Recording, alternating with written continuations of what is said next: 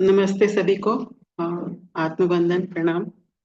मैं अभी अभी यूट्यूब लाइव किया है। आपके जुड़ने के लिए बहुत बहुत धन्यवाद।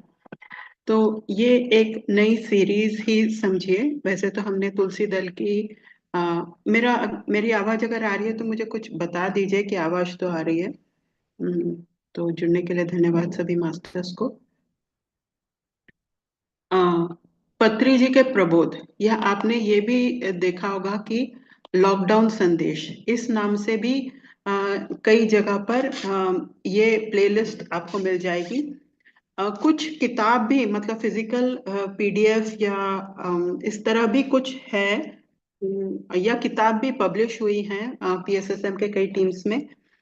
लेकिन मेरे पास एक थी पर मुझे मिल नहीं रही है। तो सब लोग बोल रहे हैं कि अगर आप ये शुरू कर रहे हो तो भेजिए, तो मुझे मिल नहीं रही है। तो मैं बेसिकली ओरिजिनली ये जब लॉकडाउन हुआ था तो उस वक्त तेलुगु में ये पूरी एक श्रृंखला जो है पत्री जी ने शुरू की थी। फिर नरेंद्र एक मास्टर हैं और रागिनी मास्टर हैं। इन्होंने दूसरे प्लेटफॉर्म्स पे पीएमसी उड़िया पर या पीएमसी गुजरात में या कोई और एक और चैनल पर फिर ये श्रृंखला हिंदी में उपलब्ध कराई गई। तो वो जो प्लेलिस्ट है उसके आधार पर ही मैं और दीपाली और शायद बाद में आगे और भी मास्टर्स विनीता या अनुपुना जी या और भी कोई इंटरेस्टेड होंगे, वो उनमें से कोई ना कोई टॉपिक लेकर हमें बताएंगे। तो जितना मेरी समझ में आया है जो लॉकडाउन संदेश है उसमें पत्री जी ने ये कहा कि ठीक है, अब वो उस वक्त कहीं जा नहीं पा रहे थे, मतलब फिजिकली इन पर्सन नहीं जा पा रहे थे, तो उन्होंने सोचा कि हम इस समय का सदुपयोग कैसे करें ज्ञान अर्जन के लिए या पूरी एक किस्म से ग्रुप कॉन्शियसनेस को आगे बढ़ाने के लिए किस तरह से किया जाए। तो उन्होंने फिर कुछ कुछ जैसे कॉन्सेप्ट, कुछ डेफिनेशंस, कुछ किताबों की जो समरी है जैसे तुलसी दल में है, इस तरह फिर उस लॉकडाउन संदेश के अंतर्गत जो है उन्होंने बताई। तो शुरुआत उसी से हुई कि कोई भी समय को हम पूरी तरह सदुपयोग करें, उस समय की मतलब इम्पोर्टेंस को समझें। हम उसमें अपना क्या हम लोग अर्जित कर सकते हैं या क्या कर सकते हैं उस की महत्व को समझें। ये अगर इतना भी हम इस प्रबोध पत्री जी के प्रबोध की श्रृंखला में समझें या लॉकडाउन संदेश से समझें तो भी काफी रहेगा। फिर ये जो उन्होंने ज्ञान के जो कॉन्सेप्ट्स हमें बताए, वो सिर्फ हमारे एक किस्म से हमारे आत्म एनालिसिस, सेल्फ एनालिसिस के लिए जरूरी हो सकते हैं। इसके लिए जरूरी हो सकते हैं कि हम किसी को अगर काउंसलिंग कर रहे हैं या हम स्वयं कभी किसी चीज में फंस जाएं या किसी जैसे बोलते हैं ना हम भटक जाएं, ध्यान के भी स्थिति में हम भटक जाएं, तो हम अपने भी अपना ज्ञान आगे बढ़ा सकते हैं। ये सारे कॉन्सेप्ट ही इस लॉकडाउन संदेश के अंतर्गत आते हैं। तो आप इसी में देखेंगे कि थोड़ा बहुत वाक क्षेत्र के बारे में भी आएगा, इसमें ही मिराकुलस थिंकिंग के बारे में आएगा, इसी में 5 फिंगर कॉन्सेप्ट्स के बारे में आएगा, इसी में एनलाइटनमेंट के बारे में आएगा, सीतायन के बारे में आएगा।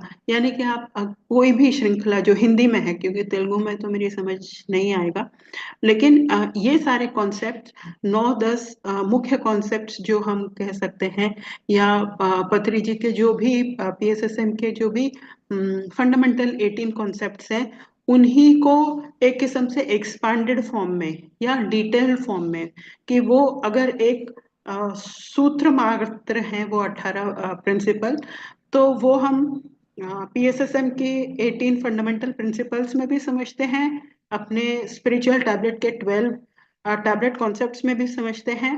और अगर किसी भी टीचर के पास जाए, चाहे सेठ विजडम हो या कोई और विजडम हो, या बुद्धिज्म को भी अगर आप फॉलो कर रहे हैं, तो उसमें भी आप इन्हीं सारे कॉन्सेप्ट्स को समझेंगे। लेकिन क्योंकि हम पीएसएसएम से जुड़े हैं तो हम एक तरह से कुछ कॉन्सेप्ट्स को समझेंगे। तो ये तो हो गया उसका बैकग्राउंड, और जितना मैंने समझा, अगर आप भी आगे इसको समझे हैं या आपके पास वो किताब है तो आप भी बाद में जोड़िएगा। आज मैंने जितना आज एक्चुअली में दीपाली ने कहना था मिराक्युलस थिंकिंग के बारे में, पर उसका आया बात की वो नहीं ले सकती है, फिर आगे कभी किसी दिन लेगी। तो मैंने सोचा मैं ही एक टॉपिक प्रिपेयर कर लेती हूँ। तो आज जो मैं बोलूंगी वो कॉन्सेप्ट्स या डेफिनेशंस या कुछ डेफिनेशंस के बारे में है, कि हमारे चर्म चक्षु क्या है, हमारे मनोचक्षु क्या है, हमारी त्रिनेत्र थर्ड आई या दिव्य चक्षु क्या है, सम चक्षु क्या है, ज्ञान चक्षु क्या है। इसको बस जैसे कभी कभी हम इन शब्दों का प्रयोग कर लेते हैं कि समता में है कि नहीं, हमें ज्ञान प्राप्त हुआ कि नहीं, और हम इन्हीं में भटकते रहते हैं या उलझ जाते हैं कभी कभी। तो इस आज के सेशन के आज के पहले दिन के सेशन में हम इन शब्दों को थोड़ा अपने तरह से समझेंगे, थोड़ा मतलब भाषा में समझेंगे, थोड़ा अपने मन जो भी हमने आज तक पढ़ा है तुलसी दल में या पत्री जी के बाकी सारे सूत्रों में जितना हमने पढ़ा है उसी को एक किस्म से रिवीजन करेंगे। और आप भी बाद में जोड़िएगा। तो मैंने जितना प्रिपेयर किया है in level of in words के बारे में वो मैं पहले आपको बता दूं कि चर्म चक्षु का भी बहुत महत्व है। कि हम किसी को जो भी हम जैसे बोलते हैं ना, फर्स्ट साइट, किसी को हम देखते हैं तो हम उसका आकलन तुरंत से ही कर लेते हैं। कभी कभी आंखों का ये भी प्रयोग होता है कि हम पूरी तरह से एक तरह मतलब समझ लें कि हम कहाँ पर चल रहे हैं, क्या चल रहे हैं, इस तरह की बातें हम समझ लें। सेफ्टी रहे, सिक्योरिटी रहे, हमारी जो फिजिकल वर्ल्ड है उसमें थ्री डायमेंशनल की आगे पीछे ऊपर नीचे क्या हो रहा है हम उसको समझें। तो ये हो गया चर्म चक्षु। तो इसकी महत्व तो हम बिल्कुल मतलब इसमें और क्या क्या जोड़ सकते हैं। मतलब आपने देखा होगा कि आंखों आंखों से ही किसी को पढ़ लेना, ऐसी भी बात आती है। आंखों में रहस्य छुपे होते हैं, ये भी बात आती है। और कभी कभी हाँ, टीचर्स या जैसे पत्री जी के बारे में आपने सुना होगा कि वो उनके सामने जाओ या कभी किसी गुरु के सामने जाओ या जो हमसे ज्यादा जानते हैं उनके सामने जाओ, तो हमें लगता है कि उनकी आंखें हम में ऐसे मतलब जैसे कि एक्सरे ले रही। तो हमें जब किसी के प्रेजेंस में जाते हैं तो उनकी आंखें ऐसे लेजर बीम की तरह लगती हैं और वो हमें कुछ देख रहे होते हैं। तो वो क्या देख रहे होते हैं हम वो आगे जानेंगे। पर चर्म चक्षुओं से कई सारी चीजें हमें उपलब्ध होती हैं। हम एक किस्म से अपने पूरा जीवन ही आंखों के जरिए जीते हैं। आप अभी मुझे देख रहे हैं, हम किताबें पढ़ते हैं, हम किसी को मतलब डिफरेंशिएट करते हैं, रंगों की महत्व समझते हैं, रंगों के आकार मतलब रंग किस तरह से हमारे जीवन में उपयोगी होते हैं वो समझते हैं। रंगों की जैसे डेफिनेशन से हम ये समझ पाते हैं कि ये दूर है या नजदीक है या गहरा है। मतलब शेड जो ड्राइंग करते हैं वो शेडिंग से ये समझा देते हैं कि ये दूर की तरफ है या सामने की तरफ है। तो जितना भी हमारा परसेप्शन है, जितना भी हमारा जीने का जो सहारा है, आंखें मतलब प्रमुख है। और आप देखेंगे कि अगर हम अपने सारे पांच इंद्रियों में से भी समझें कि पांच इंद्रियों में से वैसे तो हर एक इम्पोर्टेंट है, लेकिन इंद्रियों में भी आंखें कितनी इम्पोर्टेंट है ये हम समझ सकते हैं। तो अब हम चर्म चक्षु से सिर्फ मतलब जो भी मैं बोलूंगी ऐसा नहीं है कि कोई अधिक इम्पोर्टेंट है या कोई कम इम्पोर्टेंट है, लेकिन उनकी डेफिनेशन को समझना इसलिए जरूरी है कि जैसे हम ध्यान में आंखें बंद कर लेते हैं तब हम क्या कर रहे हैं, तब हम अपनी सारी जो शक्ति है या जो सारी हमारी एक किस्म से एकाग्रता है हम अंदर की ओर ले लेते हैं, तभी हम ध्यान में आंखें बंद करते हैं। तब हमारी आंखें जब बंद होती हैं और जब हम कुछ जैसे कि रंग देखते हैं या कोई आकृति देखते हैं या हम मन में कुछ जैसे भाव आने लगते हैं, तो वो भी भाव कहाँ से आते हैं, हमने वो सारे भाव या वो सारे चित्र या वो सारी सिचुएशन हमने कभी ना कभी उसके बारे में या तो हमने देखा होता है या हमने कल्पना की होती है। तो वही सारी चीजें हम अपने जैसे मनोचक्षु से देखते हैं। तो जब हम शब्द मनोचक्षु का प्रयोग करते हैं, उसका अर्थ कि हमने जो देखा है, जो हमने अनुभव किया है, जो हमने स्टोर किया है, या हमने जिसमें हम जो हम ठीक से प्रोसेस नहीं कर पाए हैं। मैं इस बात को दोबारा से समझाऊंगी कि मनोचक्षु में अक्सर वही चित्र या सिचुएशंस हम बार बार देखते हैं, जिसको कि हमने जो हमें जैसे कि जो हमें चुभ गई, जो हमें बुरी लगी या बहुत अच्छी लगी। जैसे कि आप देखेंगे, अगर आप माँ हैं, तो जिस वक्त आपके हाथ में आपका बच्चा आया होगा, वो क्षण आप भूल ही नहीं सकते हैं।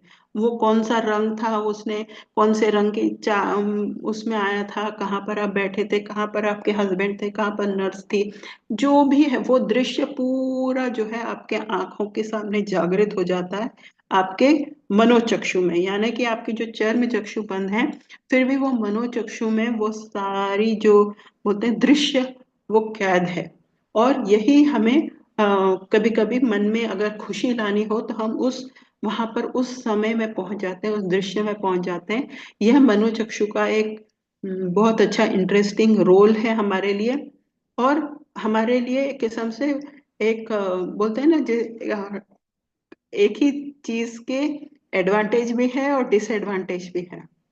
अब डिसएडवांटेज कैसा है कि जब हम ध्यान में या इवन जब हम सपने में देखते हैं, तो कई चीजें हम वही रिपीट कर रहे होते हैं जो कि दिन में हुआ है, या आज के दिन में हुआ है, या पिछले महीने हुआ है, उसी को रिपीट कर रहे हैं। यानी कि मनोचक्षु कभी कभी हमें हमें वही चीज दिखाता रहता है जो कि हमने उसको एक किस कभी कभी जो हमसे छूटा नहीं है, जो हम उसमें उलझ गए हैं। खासकर मैं ये नेगेटिव चीजों में ले रही हूँ कि जहां पर मुझे किसी ने ठेस पहुंचाई है, या मुझे ग्लानि हुई है, या मुझे बहुत अत्यंत दुख हुआ है, और उस बात को मैं, जैसे कि मेरी बात चुभ गई है, या मैं उसको समझ नहीं पा रही हूँ कि मेरे साथ क्यों हुआ, या मन में जब द्वंद्व होने लगता है कि मेरे साथ क्यों हुआ, मेरे साथ क्यों हुआ, तब ऐसी चीजें जो मनोचक्षु में एक किस्म से ज्यादा रेपिटेटिव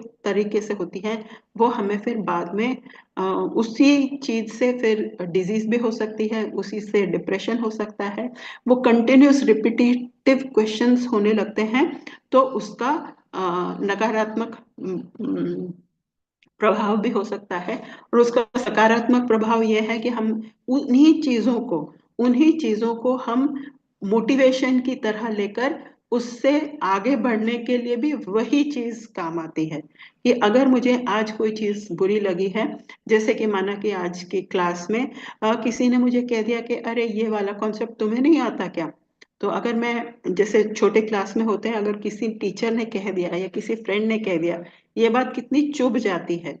लेकिन बाद में जाके यही चीज कि मैं फिर उसमें एक्सेल करूंगी, वो भी हमारे काम आती है।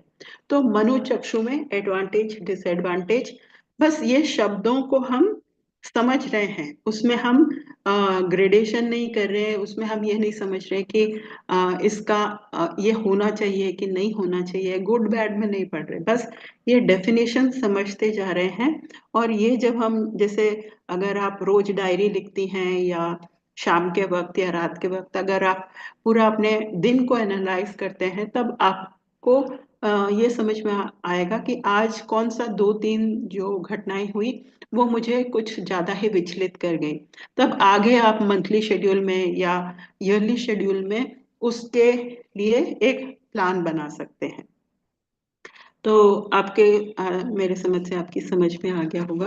तो हम आगे तीसरे वाले में चलते हैं। इससे को तीसरा जो, तो जब हम क्यों ये मनोचक्षु को समझना जरूरी है, क्योंकि इसके आगे जब हम थर्ड आई, या जो कि दिव्य चक्षु के बारे में जब हम बात करेंगे, तब हमें ये समझ में आना चाहिए कि दिव्य चक्षु और मनोचक्षु के क्या डिफरेंस है, क्या उसमें अलग अलग है। तो हमें कभी कभी कंफ्यूजन हो जाता है कि जब हम ध्यान में कुछ ऐसी चीजें देखते हैं कि जो हमने पहले देखी हो, तो तब हमें ऐसा लगता है कि हमारी जो है दिव्य चक्षु जो है वो एक्टिवेट हो गई है। लेकिन अगर हम इसको ठीक से समझें कि क्या मनोचक्षु है, क्या दिव्य चक्षु है, तब हम दिव्य चक्षु के एक्टिवेशन को सही से समझ पाएंगे। तो अब दिव्य चक्षु को समझने के लिए और जाते हैं। दिव्य चक्षु जब जब हम बोलते हैं कि थर्ड आई एक्टिवेट हो गया है, तो तब थर्ड आई एक्टिवेट होने से सिर्फ अपनी ही जीवन के जो भी चीजें हैं, सिर्फ उतने ही दृश्य नहीं, उतने ही चित्र नहीं, उतने ही फीलिंग्स नहीं, जब दिव्य चक्षु एक्टिवेट हो जाता है तब हमें पूरे 360 डिग्री समझ में आने लगता है, या हम उसमें एक किस्म से हम समझने लगते हैं। अर्थात कि दिव्य चक्षु जब एक्टिवेट होगा तो उसमें हम हो सकता है कि हम अपनी लाइफ के ही सारे पहलुओं को समझ पाए, इस लाइफ की सारे पहलुओं को समझ पाए कि इस कठिनाई में मैं क्यों पड़ गई, या पीछे मैंने ऐसा क्या किया कि जिसकी वजह से ये सारी चीजें मेरे सामने आई, ये समझ में आने लगता है। दिव्य चक्षु में फिर ये कंफ्यूजन सी नहीं रह जाती है कि ये सही था, ये गलत था।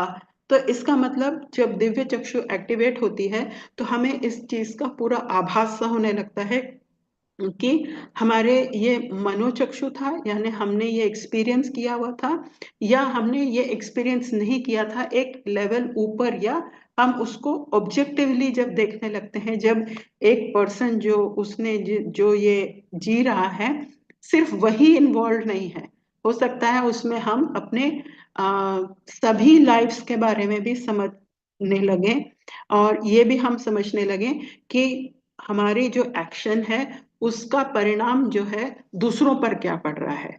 अभी चर्म चक्षु और मनोचक्षु में मोस्टली क्या है कि मेरे हम अपने सेल्फ में ही एक किस्म से जुड़े हुए हैं।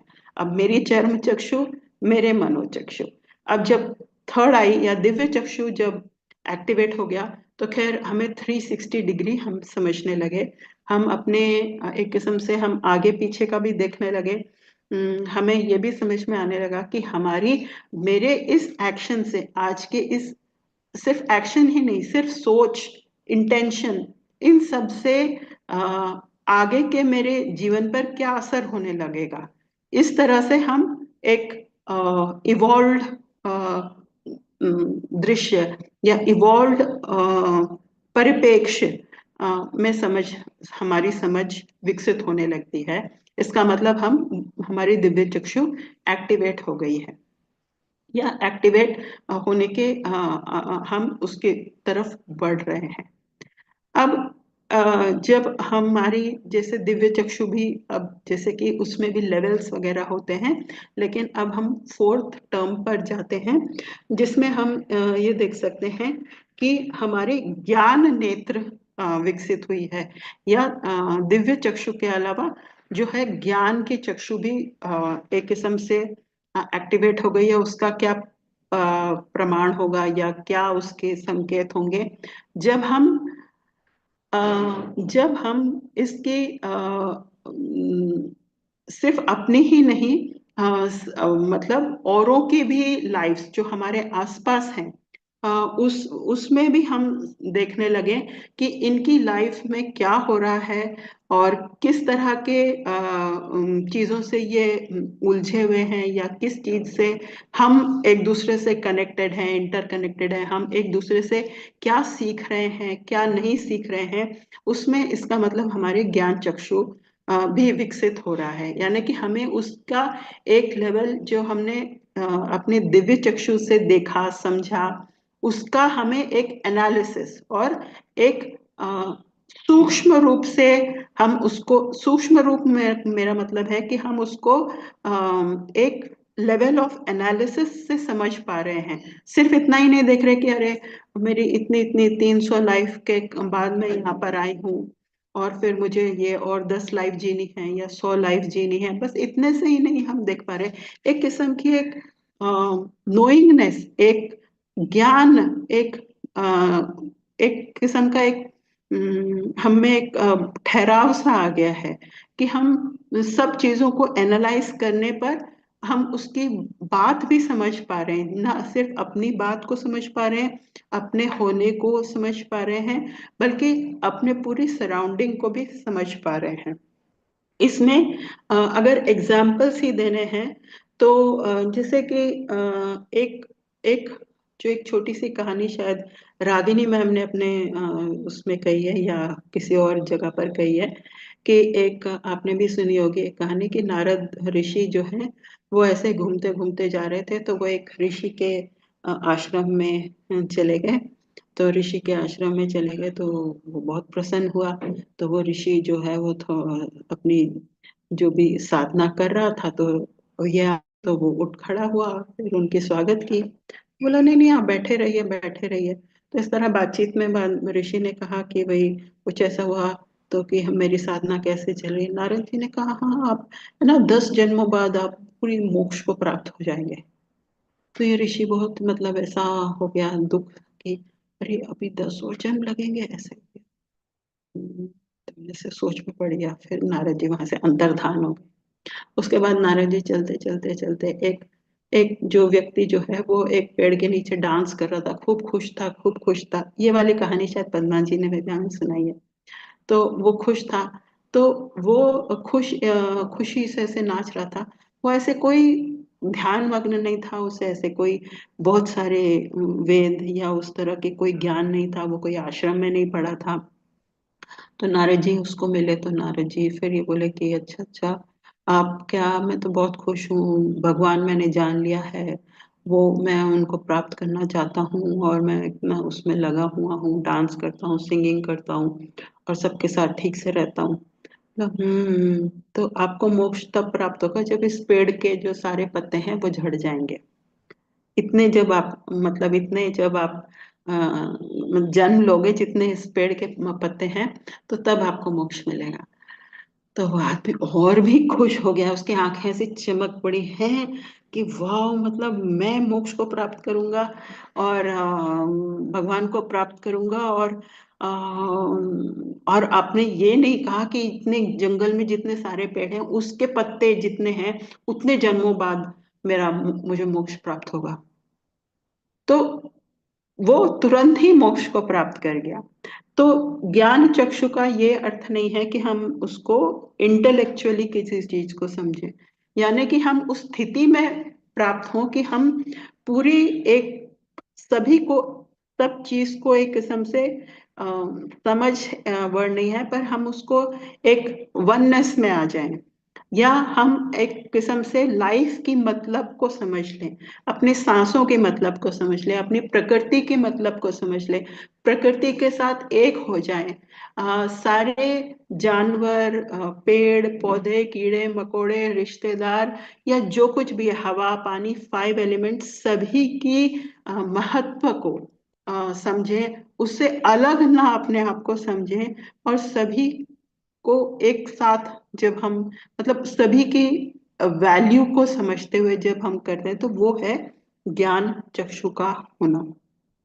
और इसी के साथ हम एक और वर्ड यूज करते हैं कि जो है समदृष्टि, यानी कि अ, तब समदृष्टि या ज्ञान एक किस्म से एक तरह के ही शब्द हैं, लेकिन समदृष्टि में क्या होगा कि एक किस्म से हमारे लिए कोई, चाहे वो बीमार है, चाहे वो उसकी एक आंख नहीं है, चाहे वो अति सुंदर है, चाहे वो कुरूप है हमारी मतलब जो नॉर्मल दृष्टि से, या इस ब्रह्मांड का है, उस लोक का है, वह देवता है, उसमें हमें ऐसा नहीं लगेगा कि मतलब ना ऊपर ना हम ग्रेडेशन करेंगे, ना जजमेंट करेंगे, ना हम किसी से अपने आप को कम समझेंगे, ना अपने आप को किसी से ज्यादा समझेंगे। एक किस्म से कंपैशन या करुणामयी तरह से रहेंगे। तो वो है समदृष्टि, यानी सबको एक तरह से समझना। तो इन सारे शब्दों को हम अपना एक अपनी एक इन शब्दों का जैसे बोलते हैं ना कि प्रयोग हम सही तरह से करें, कभी हम मन में यह ना लाएं कि अरे जब मैं ध्यान में गई और मुझे इतने सारे दृश्य दिखाई दिए, तो तब हम ये समझने लगे अपने आप में कि अरे मेरी तो थर्ड आई एक्टिवेट हो गई है, या कुछ इस तरह से। अगर हमारे, या कभी कभी हमारे मन में आ जाता है मैंने रंग देख लिया तो मेरी थर्ड आई एक्टिवेट हो गई है, तो नहीं, अभी एक्टिवेट होने के शायद फर्स्ट या 0th स्टेप में है, लेकिन हम उसकी तरफ बढ़ रहे हैं। तो इन टर्म्स को समझने में हम अपने आप की भी मदद कर रहे हैं, हम दूसरों को भी मदद कर रहे हैं। आपने ये सुना होगा कि जब हम एक चीज को समझ लेते हैं तो अपनी समझ, हमारी अपनी समझ से हम एक किस्म से पूरी मानवता को या पूरी यूनिवर्स की मदद करते हैं। और जब हम शेयर करते हैं तब तो खैर, और हम भी उस अपने बाकी सब लोगों को और शब्दों के जरिए से समझाने का प्रयत्न कर रहे हैं, तो वो और भी अच्छा है। तो अपनी भी समझ अगर हम गहराई उसको एक गहराई या एक और समझ का लेयर देते हैं डेफिनेशन को समझकर, तो वो भी बहुत बड़ी बात है। ये है समझ एंड कुछ कॉन्सेप्ट्स जो पत्री जी के प्रबोध की सीरीज में हम लोग आगे आगे समझेंगे। तो आज का पहला सेशन, आज कुछ कारणवश मैं ही ये सेशन ले रही हूँ। यह है उनमें से लॉकडाउन के संदेश। आपके पास किताब हो तो आप पढ़िएगा। है मतलब जितना मेरी समझ है, किताब जरूर पब्लिश हुई है हिंदी और इंग्लिश में, और शायद तेलुगु में तो उसके पीडीएफ भी अवेलेबल है, और पूरी सीरीज भी अवेलेबल है जिन्हें तेलुगु समझ में आती है। तो आज के लिए इतना ही मेरी तरफ से। पत्री जी का प्रबोध की ये श्रृंखला हम लोग सभी की सहायता से आगे के साल में जरूर करेंगे। तो आपके जुड़ने के लिए बहुत बहुत धन्यवाद। Thank you, thank you, thank you so much.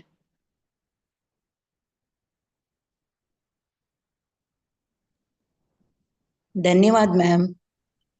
Thank you, thank you, बहुत बहुत धन्यवाद। थैंक यू, थैंक बहुत मतलब सुना था, ये बुक है पत्री जी का, सुना था। कोई यू। कुछ कॉन्सेप्ट सुनाते थे, कोई कुछ उसने, लेकिन ये वाला टॉपिक बहुत ही बढ़िया लगा, बहुत ही अच्छा। और जैसे आपने पहले कहा, चर्म चक्षु भी उतनी ही इम्पोर्टेंट है। अपन सोचे अरे ये तो बाहर बाहर देखता है, ऐसा करके थर्ड ज्यादा इम्पोर्टेंट, ऐसा नहीं है, सब चीज उतनी इम्पोर्टेंट है। बहुत ही मतलब आंख खोलने वाली बात है। आंख आंख आज खोलने सुबह वाली हमारे बात। क्लास में भी यही देखा ना कि फ्रेजेस में भी कई गूढ़ मतलब समझ में आ जाते हैं।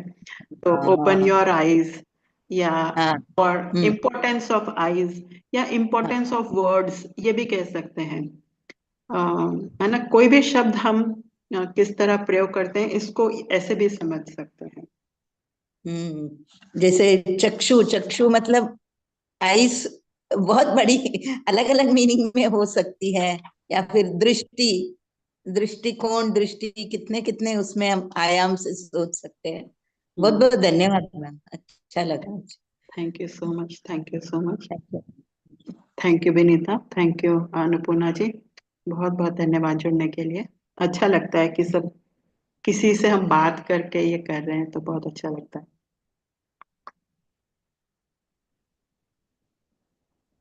हाँ। विनीता, अगर आप कुछ कह रही हैं तो सुना ही नहीं दे रहा है।